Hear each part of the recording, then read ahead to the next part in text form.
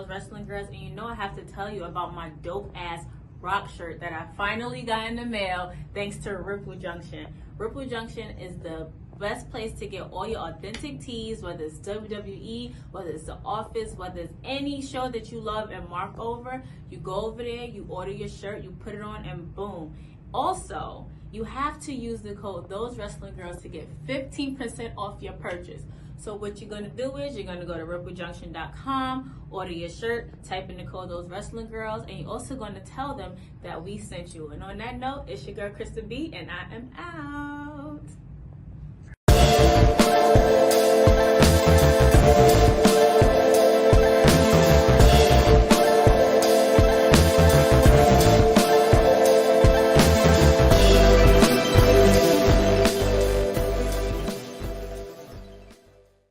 Hey everybody, what's up? We're back. It's Those Wrestling Girls. It's your girl Krista B and Queen PR. And today is the last day of our Attitude Era series for the summer, of course, because it's the biggest party in summer for wrestling fans, which is SummerSlam. So we had to end it right.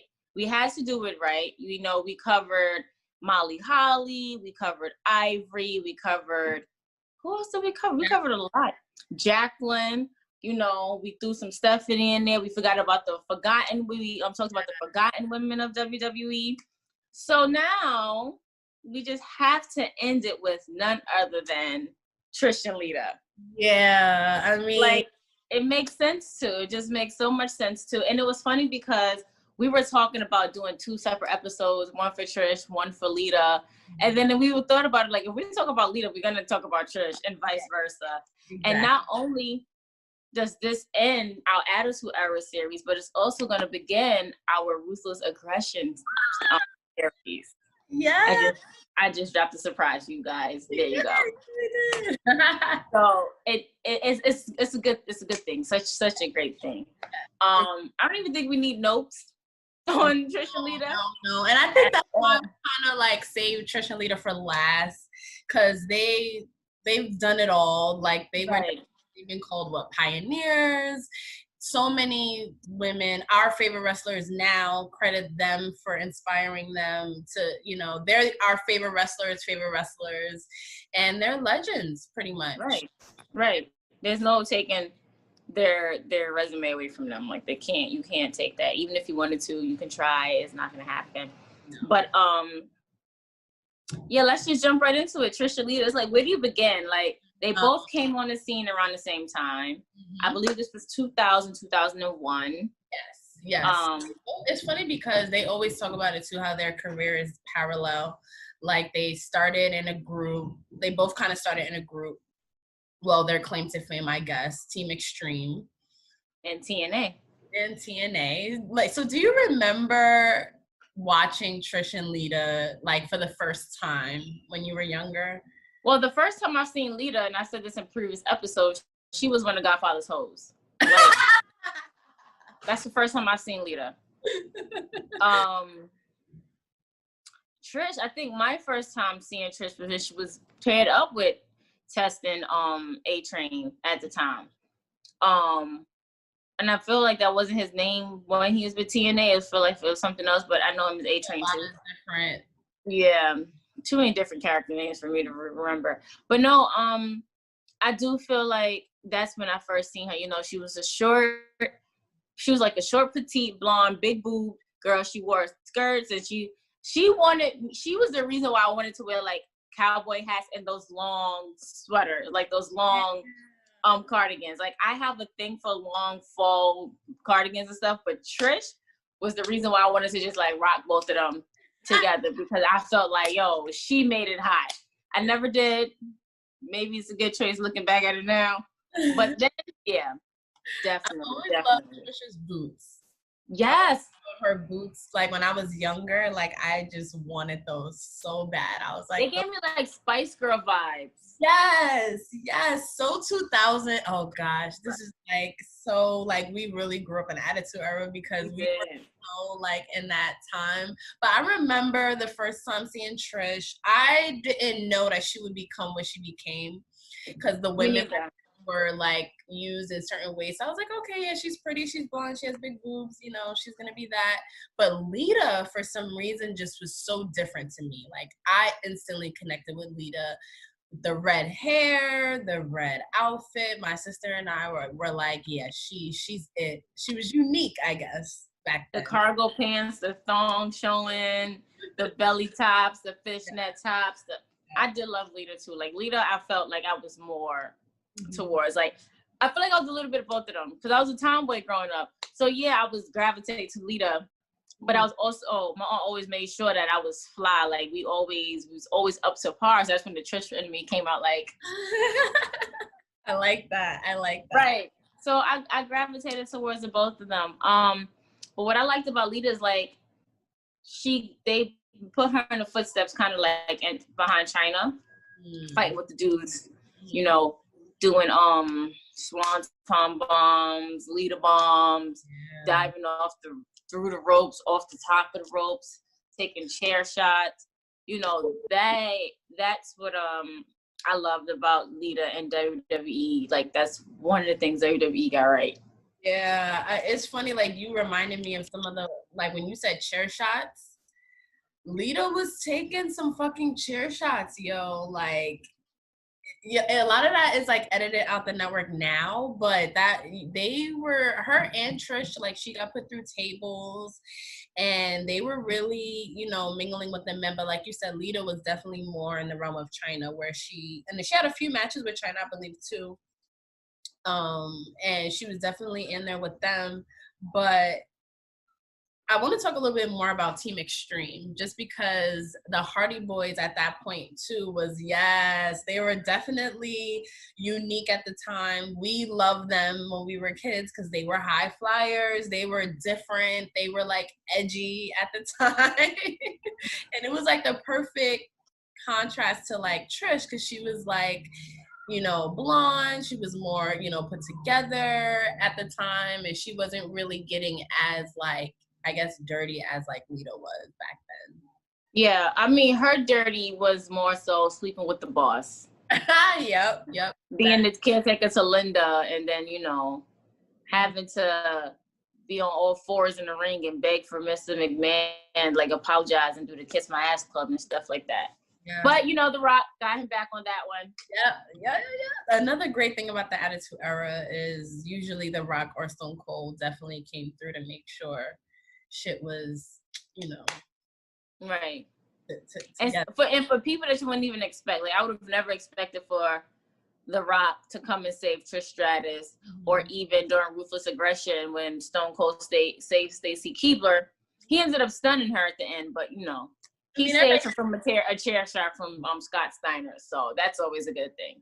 Yo, just that whole statement you just made is just so crazy to me. But so Lita and Trish, so Trish was always kind of the heel during much of the Attitude Era, I guess, and Lita was the one that we kind of like more rooted for. And I forgot, because I was looking back at YouTube videos of how good Trish was on the mic. Like, I was like, oh, she was like flaming, like she was disrespectful. She was. She was. Especially when TNA came, it's like she was the mouthpiece, and TNA was just like the tall brute guys, and it was like, if I say go, go. But then I believe they broke off Test. She turned on Test and was with A-Train for a little bit, and then I don't know what happened with A-Train after that. I can't remember. And then it was clear Trish was definitely going to be something. Right. Definitely something.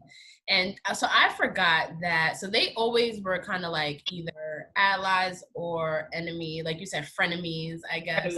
Definitely frenemies. Definitely frenemies throughout pretty much their whole career. That's why I was kind of like, we're going to kind of talk about them together because they're so intertwined. And I didn't realize that Trish interfered when Lita was trying to get the women's championship from Stephanie McMahon. So it's so many different, I guess I'm also like plugging our episodes because we have a Stephanie McMahon episode too, where they always kind of was intertwined. They always mingled, like, Yeah. It's fine to plug our episodes. It's fine. They're always mingle. They're gonna watch it anyway. Yeah, they gotta listen to our whole Attitude Era playlist. Because there were times where they were allies, where they stood up against other people like Molly Holly and Gail Kim. And then I also, I guess I didn't forget, but it was nice to rewatch that whole Chris Jericho, Christian, Trish love triangle. Like Lita even was involved in that as well, by kind of putting the bug in Trish's ear. And so even just seeing how things you don't even know that they were kind of involved together, like they were. Right.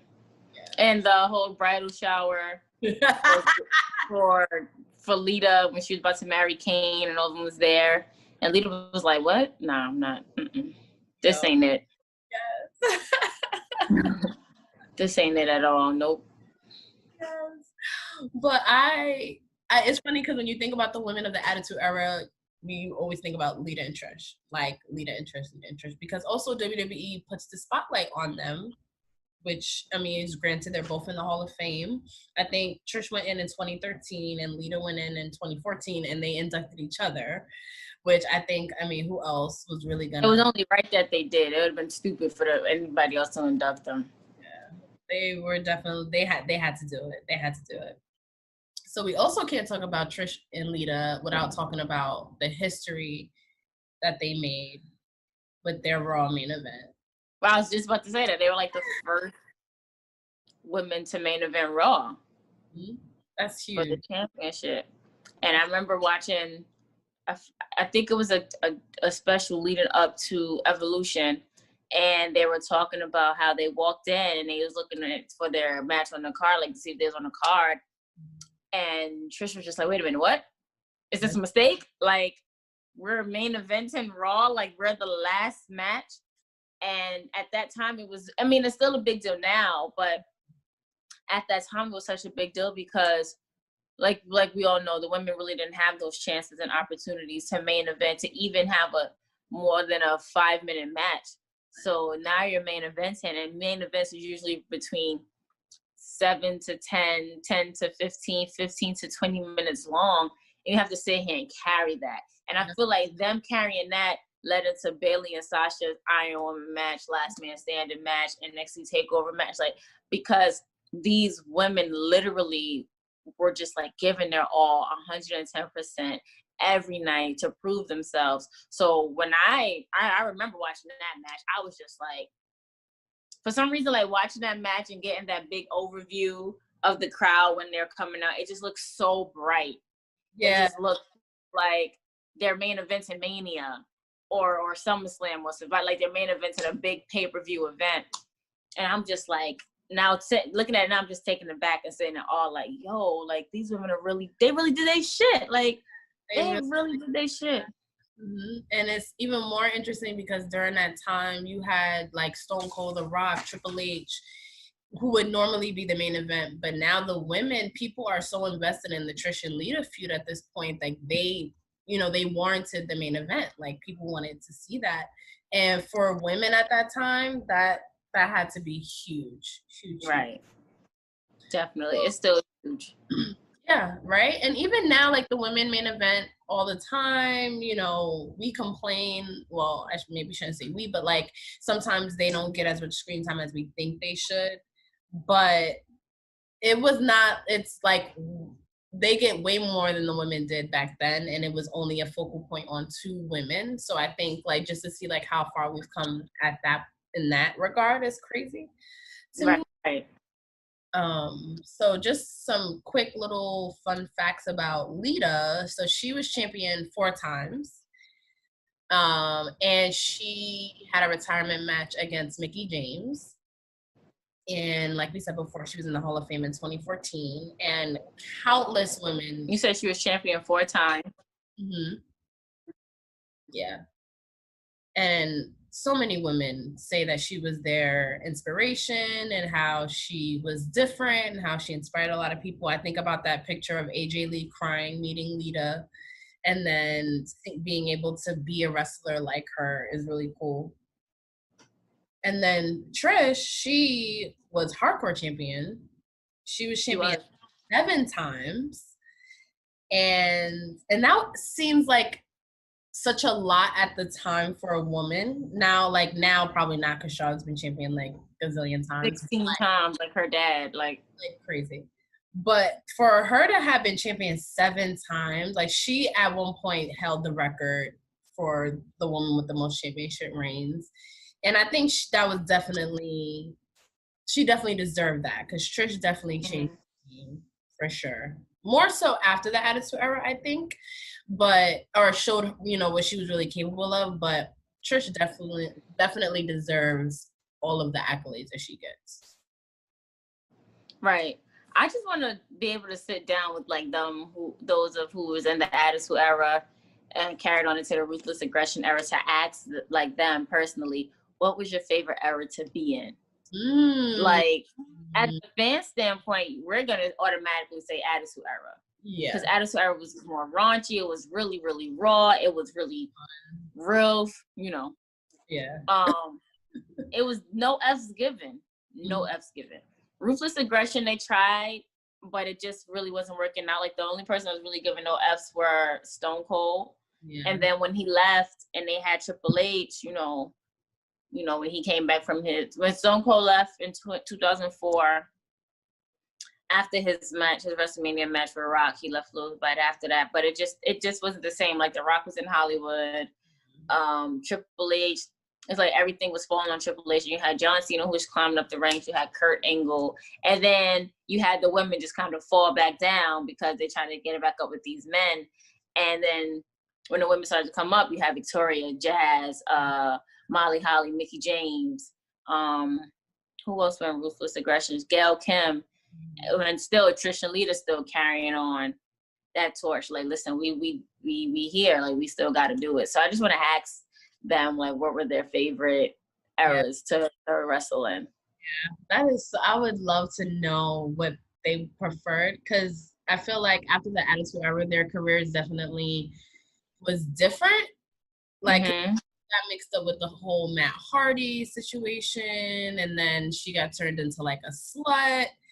That was like her role, which was like, looking back now that I'm older, it's very disappointing that someone like Lita like that, and like even the way she left, like that was kind of what a lot of people remember her for a long time, which kind of sucks. I mean, no shade, no tea, but it's kind of a full circle moment. You come in as a hoe, you leave as a slut. I mean, that is how we first saw her, though. Like, I mean,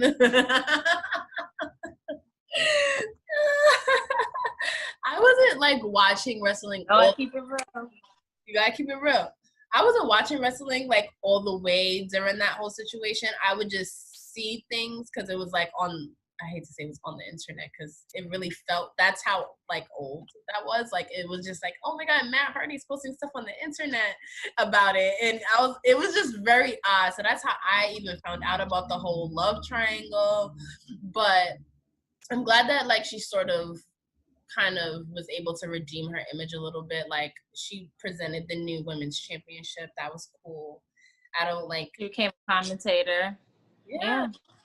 She did some stuff, but like Lita always they always held Trish in a very high regard. Like, her image always sort of stayed intact. They always talk of her fondly. Her retirement match was in Canada where she won the championship. Like, how more perfect can that be against Lita?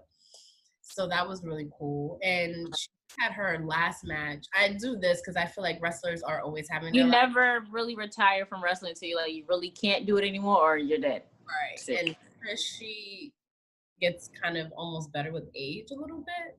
And so we have a SummerSlam episode where we talk about her match with Charlotte. But how did you feel about that being Trish's like kind of send off against Charlotte in Canada? From a creative perspective, it was a great move, because her first retirement match, like you said, she won in her hometown. So why not come, talk all this mess, and have somebody kind of dethrone you in your own town? Now, I really wish that they would have given Trish the mic and she would have dropped the bomb. Like, you know what? Charlotte, you may have tried to dethrone me here, but I can come and dethrone you in hometown too, and let that feud keep going a little bit more. Yeah. So it could be like, that would have been a good creative standpoint, a good creative writing from that perspective. But I do like it because it gives you a cliffhanger. Like, when will Trish come back? And if she comes back, will she be going after Charlotte for trying to embarrass her in Canada, in her hometown? So there's always room for growth and for change and for seeing new things, different storylines and stuff of that nature. So we shall see. So do you have a favorite Lita moment?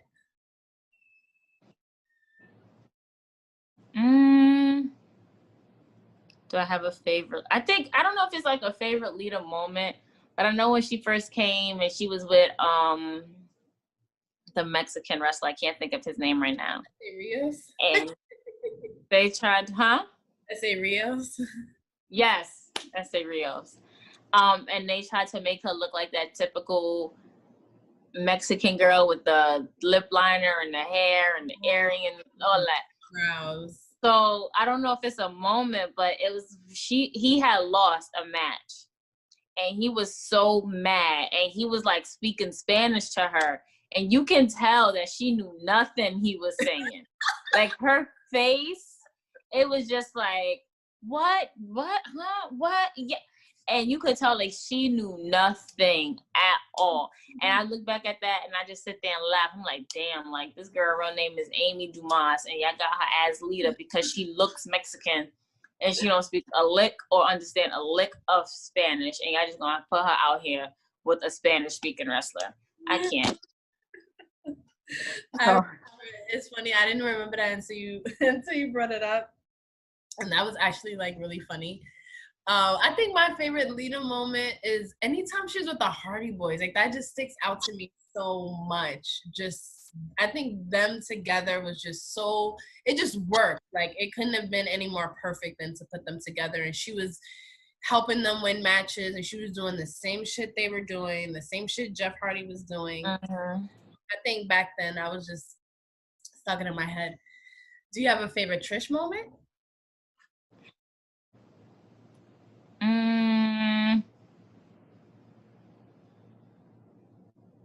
I don't know, because Trish was just like a boss bitch. Like, she was. Her feuds with Stephanie and Linda were classic. Her teaming with the Dudley Boys and then being put through a table by them. You know, like, she was just a boss bitch. Like, I like the episode where she stood up to Paul Heyman because he was being a sleazeball. It was horrible. Disgusting. And she wasn't having it, like, you know. So I don't know. There are a lot of Trish moments that I love. I really can't pinpoint one. I can't. Same. I think it's like what you said. Like, I think it's the evolution of Trish. Her going from eye candy to like a legit wrestler and like really respected. It was cool, and she became a boss ass bitch. She went from like barking in the ring to like really owning her shit and also inspiring mad people in the process. Yeah, I can't choose a favorite Trish moment. I think she really killed it. And I just also used to love her boots.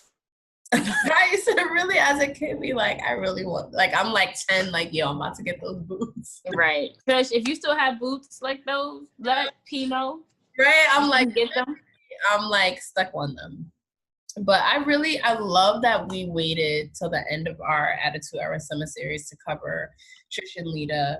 And I guess this is a good time really quick to kind of sum up our series. And I don't know if people are going to watch or listen to this out of order, but this is our last one that we recorded in our series. But I think this was the best way to spend the summer, was looking back at the Molly Hollies, the Jacquelines, the Chynas, the Terry Runnels and the Deborahs and shit. Sables. Yes, Sable. Shout out to Sable. Yeah, wherever she at. Right? I wouldn't be mad if I heard her music pop and she came back. Especially for like the old school fans, like people wouldn't even know it. Like, imagine like a Royal Rumble and you just heard that like cat sound. I'll be like, oh, y'all don't even know. Jumping through the TV. That is just through the TV. Yes. Shout out to the Attitude Era though. Fun time. Yeah, you added whoever babies. If you know, you know. No, and I also love that a lot of our younger listeners and are getting more of an insight. And then what's cool about this series too is people are like, "Oh, you made me remember this, and I had to go back and watch it," or "I'm glad you reminded me of that," and or people that wasn't watching wrestling at the time, like that are our age, and are like, "Ooh, I'm glad I didn't grow up in this time." You missed out. Then I'm gonna tell you, missed out. It was definitely a time, and I'm so glad that we was able to look back. Definitely so. So guys, after this series, and Patricia posted it on our Patreon, so I'm gonna say it now. We will be taking a break. Yes. We literally been going headstrong since January. So with all this nonsense that's been going on, like we are so happy that we were able to provide an outlet for you to get your minds off of, COVID, Kobe Bryant, Pop Smoke for those who are Pop Smoke fans. Everybody who's been like dropping like flies, and everybody who's lost anybody. P and I have lost family members throughout this time. So it was just so good. It's always so good and refreshing to see your comments and say, like, we helped you get through this. I feel like we helped each other get through this too, with COVID, with whatever was going on. But we'll be taking a break. Yes. To recuperate. Yes. To relax. But you can always hit us up on our social medias. T Wrestling Girls on Twitter, Those Wrestling Girls on Facebook, Instagram, our Facebook discussion group. You could listen to our Patreon. We still will be dropping Patreon stuff, so we won't be completely out of the fold. And we will still be live tweeting Raw, SmackDown, NXT, big events like SummerSlam and Payback and all of that. So we won't be completely out of the fray, but we will be back in September. And we appreciate you all, and this break is definitely needed. And we appreciate you guys supporting us through that. And this is so fun. It was so fun. And we're gonna kick off our Ruthless Aggression. Huh? I said the first of many series. Yes, the first of many series. Our next series is definitely gonna be Ruthless Aggression. Mm-hmm. Definitely, it just has to be. Yeah. But on that note, it's your girl Krista B and Queen PR, and we are out.